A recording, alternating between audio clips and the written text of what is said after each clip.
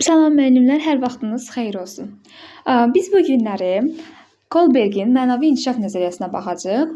Nəzəriyyələr əvvəldə vurğuladığım kimi biraz sadədir, amma burada biraz diqqətli olmaq lazımdır. Çünki mərhələləri əslində adından bəllidir mərhələlərimiz. İndi özünüz də izah zamanı görəcəksiniz. Sadəcə yenə də vurğulamaq istəyirəm ki, bu mərhələlərin hər birində addımlarda diqqətli olmaq lazımdır ki, sizi situasiya düşsə, həmin situasiyalarda səhv salmayasınız.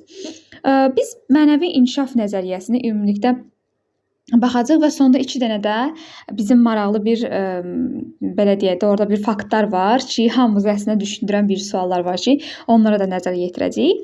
Gəlin indi biz baxaq mənəvi inkişaf nəzəriyyəsinə. Mənəvi inkişaf nəzəriyyəsini ümumiyyətlə Kolberg 3 səviyyədə göstərir bizə. Baxın, prekonvensional səviyyə, konvensional səviyyə və postkonvensional səviyyə. Prekonvensional səviyyə ən hələ birinci mərhələdir, yəni ən kiçik hələ mərhələdir. Konvensional səviyyə orta, postkonvensional səviyyə isə ən üst səviyyədir və bu mənəvi cəhətdən bizim inkişaf etməyimizi səviyyələr üzrə müəyyənləşdirir. Deməli, Kolberg birinci prekonvensional səviyyəni 2 hissəyə bölür, itaət və cəza, bir də individualizm. Əslində adına baxdıqda biz bunların hər birinin mənasını başa düşə bilərik. Baxın, itaət və cəza nə deməkdir?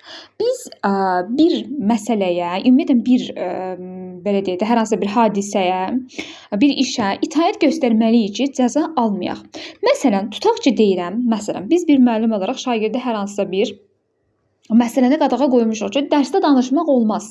Dərsdə tutaq ki, çox danışanda düzdəsində bu qaydalar, gözləntilər var. İndi mən prosta nümunə üçün sizə deyirəm ki, daha aydın olsun. Sadə nümunələr çəkirəm, yəni qarşılaşdığımız nümunələri. Biz şagirdə deyirik ki, dərsdə danışmaq olmaz və yaxud da tənəffüsdə dalaşmaq olmaz. Bu qaydanı uşaqlara qoymuşuq və uşaqlar tənəffüsdə bilirlər ki, dalaşsalar onları cəza gözləyir. Cəzamız da nədir? Məsələn, 2 dərs tənəffüsə çıxmayacaqlar. Tutaq ki, belə bir cəza qoymuşuq sonunda. Və uşaqlar başlayacaq ona əməl eləməyə ki, itaət göstərməyə ki, məsələn, dalaşmayacaqlar, dalaşmaq istəyənləri də qoymayacaqlar ki, sonda cəza almasınlar. Və yaxud da gündəlik real həyatımızda da ola bilər ki, məsələn, biz bilirik ki, bunu eləsək, valideynimizin xoşuna gəlməz, bizə hər hansı bir cəzanı verə bilər. Ona görə də belə deyək də, biraz qorxu var da burada ki, məsələn, mən bunu eləsəm, qarşılığında bu olar. Yəni, bunu nəzərdə tutur. Biz nə isə edəndə, deməli, mənim burada çəkdiyim nümunə də var, dalaşmaq olmaq qaydası. Nə gözəl. Heç indi fikir verirəm. Mən çox da burada kitabdan nümunələr çəkməməyə çalışıram. Amma indi burada görürəm ki, həm bu dalaşmaq olmaz, burada da var imiş. Deməli, biz deyirik ki, itaət və cəzada biraz qorxu var, yəni biraz qorxmaq var və biz itaət etməliyik ki, bizə hər hansısa bir cəza verilməsin. Yəni cəzadan qorxduğumuz üçün itaət göstəririk ya. Hansı ki bizim məsələn o cəza bizə təsir etməyəcək, qorxmuruqsa o cəzadan, heç itaət də etmirik. Amma bir məqamda ki, biz bilirik ki, bu cəza böyükdür, bizim həyatımıza təsir edə bilər, artıq onda itaət göstərməyə çalışırıq. İkincisi individualizmdir. İndividualizm şəxsi maraq deməkdir. Yəni bu nə deməkdir? Mən kiməsə hər hansısa bir yaxşılıq edirəmsə, kiməsə kömək edirəmsə, bunu öz şəxsi marağım əsasında edirəm. Yəni mən düşünürəm ki, tutaq ki, bu günləri yoldaşıma, yəni sinif yoldaşıma karandaşı verirəm və deyirəm ki, məsələn, öz ürəyimdə düşünürəm ki, mən buna bu dəfə karandaşı verim, ola bilsin ki, gələn dəfə mən də gətirmədim, o da mənə versin. Və yaxud da yəni bizim belə deyək, öz şəxsi marağımızı orada əsas tuturuq. Bizim üçün əgər bizim orada heç bir faydamız yoxdursa, o işi icra etmirik. Məsələn, tutaq ki, deyirəm, bir nümunə var, aktual bir nümunə var. Deyirik ki, tutaq ki, biz toylara gedirik, toylara pul yazdırırıq da və pulu yazdıranda nə düşünürük? Mən də toy eləyəcəm, həmin pulu gətirib mənə qaytaracaqlar. Yəni bizim burada bir şəxsi marağımız var da ki, bunu eləyəm, vaxt ola bilər ki, bunu da biz eləsin. Və yaxud da summativdə, məsələn, tutaq ki, mən riyaziyyatdan zəifəm, Azərbaycan dilindən güclüyəm. Riyaziyyat, məsələn, öz Azərbaycan dilindən zəif olan sinif yoldaşıma, yanımda oturan partiya yoldaşıma kömək edirəm ki, axı mən də riyaziyyatdan zəifəm, həmin o yoldaşım da mənə riyaziyyatdan kömək eləsin. Yəni mənim burada hər hansısa bir şəxsi marağım yoxdursa, mənə hər hansısa bir gördüyüm işin nə zamansa faydası toxunmayacaqsa, onu görmürəm. Bu olur şəxsi maraq, yəni individualizm. Bu olur prekonvensional səviyyə. Birinci səviyyənin 2 mərhələsi. İkinci konvensional səviyyədir. Bunlardan biri qəbul olunma, digəri isə səlahiyyət və sosial nizamın qorunmasıdır. Qəbul olunma nə deməkdir? Qəbul olunma cəmiyyət üçün yaşamaqdır.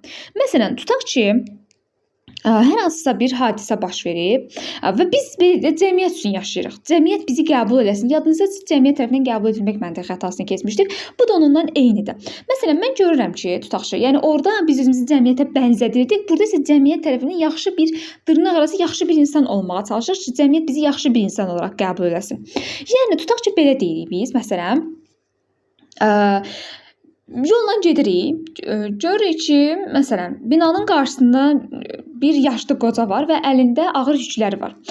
Baxırıq ətrafımıza, görürük ki, orada çox insan var. Gedirik həmin yaşlı insanın yanına, əlindən o çantalarını alırıq, aparıb qoyuruq evinə. Bu olur qəbul olunma. Nəyə görə? Çünki mən cəmiyyət üçün, cəmiyyət məni görsün ki, mən yaxşı insanam. Sırf onlara özümü göstərmək üçün bunu eləyirəm. Amma mənim yanımda heç kim yoxdursa, mənim məsələn bu binanın qarşısında heç kim yoxsa, bu qoca qadındır, bir də mənəmsə, mən onun əlindən o çantanı alıb aparmayacağam evinə. Nəyə görə? Çünki axı heç kim yoxdur, özümü göstərə biləcəyim heç kim yoxdur. Bu artıq olur məsələn qəbul olunma. Və yaxud da məsələn qəbul olunmada belə ola bilər ki, bəziləri var, bəzi şagirdlər olur da, görürük ki, çox yuxarıdan danışırlar. Hətta biz deyirik ki, müəllimin gözünə girməyə çalışır, lori dildə belə desəm. Ki bunda da məsələn qəbul olunmalıdır ki, hamı bunu bir yaxşı bir insan kimi qəbul eləsin, nə bilim oxuyan kimi qəbul etsin bu şagirdi. Bu olur qəbul olunma. Yəni biz cəmiyyətin fikrinə görə yaşayırıq, özümüzü cəmiyyətə göstəririk. Səlahiyyət və sosial nizamın qorunması isə ədalətlilikdir. Yəni bu insanlar, ədalətlilik üzrlü sayın yox. Hər şey qanunlandır onlarda. Məsələn, tutaq ki, qanun qoyulub ki, hər gün hamı 8:30-da dərsdə olmalıdır. Səlahiyyət və sosial nizamın qorunmasına belə deyək də, daha çox üstün tutan insan, yəni o səviyyədə olan insanlar nə edir? Hər gün 8:30-da dərsdə olur. Yəni deyir ki, bu qayda qoyulubsa, mən bu qaydadan çıxa bilmərəm. Yəni bir mənalı olaraq hər şeyi qayda ilə həll edirlər. Tutaq ki, bu qələmi məsələn oğurlasam, böyük bir cəza alacağam da, düzdür? Yəni ümumiyyətlə yox, belə deyək də, oğurluq bir qəbul olunmaz bir hadisədir. Bu oğurluq yəni ümumi qaydalara görə olmaz. Mən onu heç vaxt etmirəm. Yəni istər mənim nə qədər ehtiyacım olsa onu etmirəm. Və yaxud da biz bilirik ki, tutaq ki, qırmızı işıqda keçmək olmaz yolda maşınla gedəndə. Amma məsələn elə bir an olur ki, məsələn yol boş olanda və ya hər hansısa bir hadisə olanda, tutaq ki, çox vacib bir hadisə, qırmızı işıqdan keçirlər də. O insan başına nə hadisə gəlirsə gəlsin, fərqi yoxdur. Yol nə qədər boş olsa da, başına nə hadisə gəlsə də, heç vaxt da, yəni o qaydadan kənara çıxmayacaq. Qırmızı işıqda keçmək olmazsa olmaz. Və yaxud da ən aktual bir mövzunu sizə nümunə gətirib. Biz bilirik ki, yollarda radarlar quraşdırılıblar və maşın çox yəni sürücü nə edir? Maşını sürətlə sürür, radara çatanda artıq başlayır yavaş-yavaş sürməyə və sürəti azaldır. Təmiz birdən-birə radarın altına keçir, yenə də sürəti artırır. Amma məsələn bu səlahiyyət və sosial nizamın qorunması bilirik ki, qaydaya uyğun olaraq 90-la getmək lazımdır. Tutaq ki, bu yolda nə bilim evlər var, burada sürət artırmaq olmaz. Nə qədər yol boş olsa da, yenə də vurğuluyun, maşın az olsa da o sürəti artırmayacaq. Çünki bilir ki, belə bir qayda qoyulub ki, burada 90-la sürmək lazımdır və 90-la da gedəcək. Bu artıq olur səlahiyyət və sosial nizamın qorunması. Yəni qaydadan kənara çıxmır heç vaxt. Nə qayda qoyubsa ona əməl edir. Və yaxud da şagird bilir ki, tutaq ki, bir müəllim ona qayda qoyub ki, məsələn, tutaq ki, deyirəm, elə bayaq dediyimiz dalaşmaq olmaz. Bir məna olaraq heç vaxt nə qədər problem olsa dalaşmır, çünki bilir ki, olmaz. Yəni bu bir qaydadır. Sonra gəlir postkonvensional səviyyə, ən üst səviyyədir. Bunun da özünün 2 mərhələsi var. Biri sosial müqavilə, digəri isə universal etik prinsiplərdir. Sosial müqavilə nə deməkdir? Yəni ədalətlilikdir. Bayaq dediyimiz kimi, məsələn, 8:30-da bizim dərsimiz var və 8:30-da hamı dərsdə olmalıdır kimi bir bizim qaydamız var ki, gecikmək olmaz. Sizə bircə dənə nümunə gətirərək bunu çox asanlıqla sadə bir yolla izah eləyəcəm. Baxın, sosial müqavilədə dedik ki, biz sadəcə və sadəcə ədalətliyə əsaslanırıq. 1, 2, 8 olsa amma dərsdə olmalıdır. Tutaq ki, biri 5 dəqiqə gecikib. Hə, bəs indi biz bunu necə eləməliyik? Axı bu gecikir. Məsələn, müəllim deyir ki, bəs mən demişdim axı gecikmək olmaz. Hamı da vaxtında dərsdə olmalıdır. Məsələn, sosial müqavilədə olan, mərhələdə olan şagird nə deyəcək? Ay müəllim, ola bilsin ki, o 5 dəqiqə gecikib, amma onu nəzərə almaq lazımdır ki, həmin şagird məsələn həmin tutaq ki da məsələn, Xədicə, axı onun məsələn 2 saat yolu var, yolda nə bilim tıxac da var və yaxud da yolu uzaqdır. Ona görə də məsələn tez gəlib çatmağında problem ola bilər. Yəni bəzən bu problem yaşana bilər. Yəni bu qayda qoyulsa da ədalətli davranmaqdır. Məsələn, o bilir ki, onun yolu uzaqdır və ona görə də müəyyən gecikmə halları baş verə bilər. Ona görə də biz deyirik ki, məsələn, bu olur sosial müqavilə, yəni ədalətlilik. Hər şeyə qayda qanunlara da əməl edir, amma ədalətlə əməl edir. Bilir ki, orada ədalətlilik var. Və sonuncu universitetik prinsiplərdir. Bu isə bayaq o deyir ki, sizə yaxşı insan rolunu oynayır. Bu isə həqiqətən yaxşı insanlardır. Yəni ciddi mənada yaxşı insanlardır da. İstər burada məsələn o bayaqçı dediyim kimi qoca qadının əlində çanta olsun, yəni istər orada adam olsun, olmasın və yaxud onu görən kimsə olsun, olmasın, onun üçün fərqi yoxdur. Həqiqətən də o yaxşılığı eləyəcək. Yəni hətta məsələn tutaq ki, bir dostu dardasa ona o dəqiqə kömək eləyəcək, o şəxsin marağını güdməyəcək və ya hər hansısa bir məsələni diqqətdə saxlamayacaq və həqiqətən sözün əsl mənasında bütün insanlara yaxşılıq da eləyəcək, bütün insanlara kömək də eləyəcək və onun üçün bu mənim dostumdur, yaxınımdır, tanışımdır. Heç bir insan onun üçün fərqi yoxdur, heç bir məqamın onun üçün fərqi yoxdur. Hər bir mərhələdə, hər bir məqamda hamıya köməklik etməyə çalışır və sözün bir də vurğulayım ki, əsl mənasında yaxşı insanlardır. Baxın, dediyim o 2 maraqlı fakt burada biri budur ki, Haynes dilemması. Haynes dilemması bizə nə deyir? Baxın, deyir ki, iki belə deyək də evli insan var və bunlar həmin kişinin yoldaşı ağır xəstəliyə tutulub və o dərman almalıdır ki, yoldaşı sağalsın. Lakin dərman çox bahadır. İndi bu gedib, dərmanı da almasa yoldaşı öləcək. İndi baxın, o Haynes gedib həmin o dərmanı sizcə oğurlamalıdır, yoxsa yox? Məsələn, siz olsaz adi belə ümumi sual verim. Şərh bölməsində də fikrinizi qeyd etməyi mütləq şəkildə qeyd edin. Yəni unutmayın, mənə sizin fikirləriniz də maraqlıdır.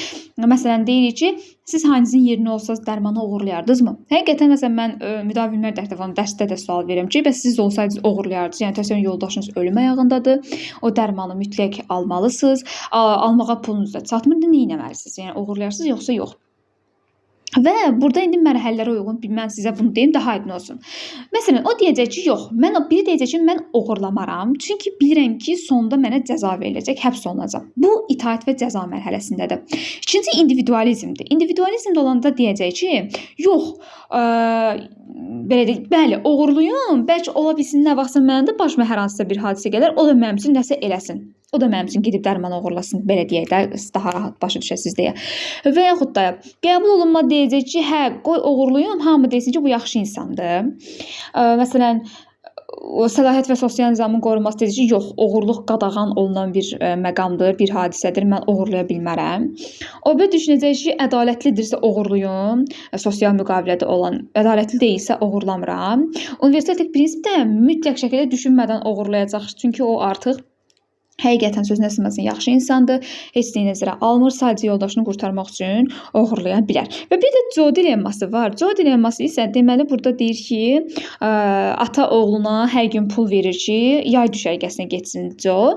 Lakin yay düşərgəsinə getmiş az qalmış bir vaxtda atası deyir ki, bəs sənə verdiyim pulları ver mənə, mən öz dostlarımla balıq ovuna gedirəm.